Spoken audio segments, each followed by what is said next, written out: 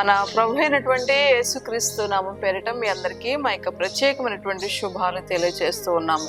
బిడ్లారా, ఎలా ఉన్నారు? అందరూ బాగున్నారా? మీరందరూ బాగుండాలని, ఆధ్యాత్మికంగా ఎదగాలని, ఆశీర్వాదకరంగా ఉండాలని, దీవెనకరంగా ఉండాలని, దేవుని యొక్క మేలుతో, దేవుని యొక్క కృపతో వర్ధిల్లాలని మీ కొరకు మేము ప్రార్థిస్తూ ఉన్నాము. మరి అంత శ్రద్ధగా మేము అందిస్తున్నటువంటి ఈ వీడియోస్ చూస్తూ ఆత్మీయంగా బలపరచబడుతున్న మీ అందరికీ మా యొక్క ప్రేయర్ లైఫ్ మినిస్ట్రీస్ పక్షాన మీకు శుభాలు, వందనాలు తెలియజేస్తున్నాం. ప్రతిరోజు మేము అందించేటువంటి ఈ ఆధ్యాత్మిక కార్యక్రమాన్ని ఎవరైతే వింటున్నారో, ఈ మాటలు మీకు ఆశీర్వాదకరంగా ఉన్నట్లయితే, ఈ యొక్క మినిస్ట్రీ ద్వారా అందించబడుతున్నటువంటి ఈ మాటలు మీకు నచ్చినట్లయితే, మీకు దీవెనకరంగా ఆశీర్వాదకరంగా ఉన్నట్లయితే లైక్ చేయండి, షేర్ చేయండి, సబ్స్క్రైబ్ చేసుకోండి.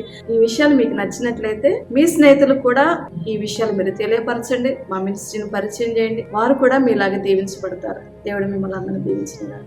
బిడ్డలారా, ఈ దినం కూడా దేవుని యొక్క మాట మనం చదువుకుందామా? సరే, దేవుని యొక్క వాక్యంలోనికి వెళ్దాం.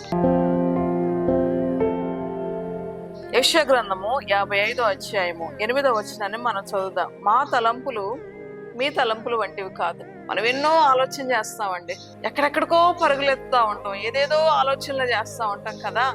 అలా ఉండాలి, ఇలా ఉండాలి, ఇటువైపు వెళ్ళాలి, అటువైపు వెళ్ళాలి, ఈ మార్గంలో వెళ్ళాలి, ఆ మార్గంలో వెళ్ళాలి, అది చేయాలి, ఇది చేయాలి, ఏదో హడావుడి చేస్తూ ఉంటాం కదా మనం.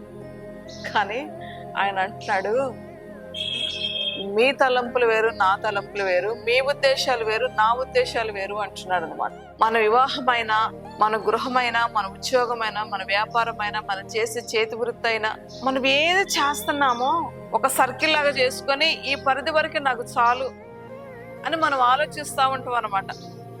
చిన్న ఇల్లున్నా చాలు, చిన్న బండి ఉన్నా చాలు, చిన్న మందిరం ఉన్నా చాలు, చిన్న వాహనం ఉన్నా చాలు, ఏదో సింపుల్ గా చేసుకుంటే చాలు, సింపుల్ గా కట్టుకుంటే చాలు, సింపుల్ గా ఉంటే చాలు అన్నట్లుగా ఒక పరిమితి అనేది మనం పెట్టుకొని మనం ఆలోచిస్తూ ఉంటాం అనమాట. కానీ దేవుడు ఏమంటున్నాడు తెలుసా? నీ గురించి నేను ఒక ఉన్నతమైనటువంటి ఆలోచనలు ఆలోచిస్తూ ఉన్నాను అంటున్నాడు అనమాట. మీకున్నటువంటి పరిస్థితులు ఏదైతే ఉన్నాయో వాటిని బట్టి మీరు ఆలోచిస్తూ ఉన్నారేమో, నా లైఫ్ ఏంటి, నా కుటుంబం ఏంటి, నా జీవితం ఏంటి అని. ఒకవేళ మీరు అలాంటి ఆలోచనలో ఉన్నట్లయితే, మిమ్మల్ని బట్టి దేవుడు ఒక మంచి ఉద్దేశాలు కలిగి ఉన్నాడని, మిమ్మల్ని బట్టి దేవుడు ఒక ఉన్నతమైనటువంటి తలంపులు కలిగి ఉన్నాడని చెప్పి ఈ ఉదయకాలమే నీతో ఆయన మాటిస్తూ ఉన్నాడు. తెలుసా? నువ్వు ఎవరో తెలుసా? ఆయన సృష్టించినటువంటి సృష్టికర్త అయినటువంటి దేవుని యొక్క చేతులు నువ్వు ఉన్నావన్న సంగతి నువ్వు మర్చిపోకూడదు. తెలుసా? నీ సృష్టికర్త నీ గురించి ఎంత ఉన్నతంగా ఆలోచిస్తున్నాడు తెలుసా? నువ్వు అనుకోవచ్చు, నా గురించి ఆలోచించే వాళ్ళు ఎవ్వరు లేరండి, నన్ను పట్టించుకునే వాళ్ళు ఎవ్వరు లేరండి అని నువ్వు ఆలోచించవచ్చు. కానీ దేవుడు అంటున్నాడు, ఏమంటున్నాడు తెలుసా?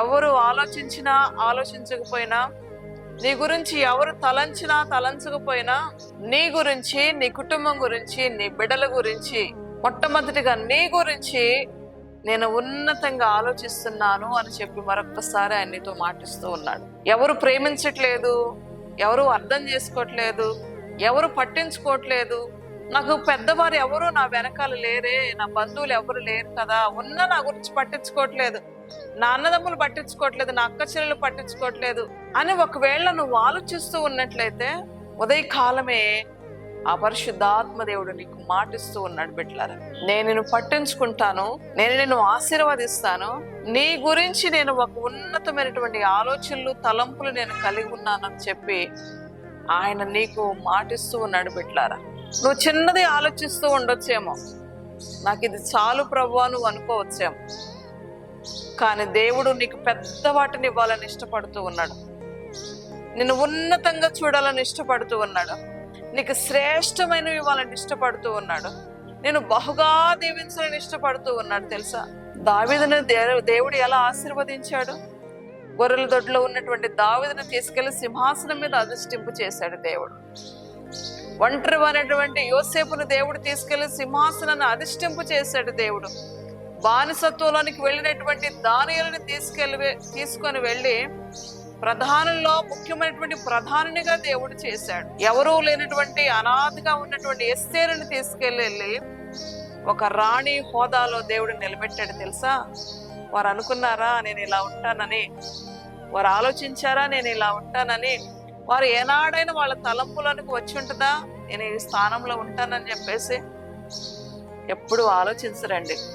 కానీ మన గురించి దేవుడు ఉన్నతంగా ఆలోచించేవాడు ఒకడు ఉన్నాడన్న సంగతిని మర్చిపోవద్దు. కనుక ధైర్యంగా ఉండు, నిబ్బరంగా ఉండు, దేవుని మీద ఆధారపడు, దేవుని వైపు చూడు, దేవుని గట్టిగా పట్టుకో, దేవుని నీ మనసును హత్తుకో, దేవునితో నడువు, దేవుని వైపు చూడు, దేవుని మీద నిరీక్షణ ఉంచు, దేవుని మీద విశ్వాసం ఉంచు. గొప్ప వాటిని ఇవ్వటానికి, గొప్ప తలంపులు కలిగి, గొప్ప ఉద్దేశాలు కలిగి నీ పట్ల ఉన్నాడన్న సంగతిని మర్చిపోవద్దు. సరేనా? ప్రార్థన చేసుకుందాం. ప్రేమ కలిగిన మా తండ్రి, దయగలిగిన యేసయ్యా నీకు వందనాలు. ఈ మాటలు విన్న బిడ్డలందరినీ దీవించండి నాయన. ఈ మాటలు విన్న వారందరినీ ఆశీర్వదించండి ప్రభా. ఒక్కొక్క వ్యక్తి పట్ల ఒక్కొక్క ప్రణాళిక, ఉద్దేశాలను కలిగి ఉన్నావు ప్రభా. అయ్యా, అట్టి వారందరినీ మీరు బహుగా దీవించమని వేడుకొంచున్నాను.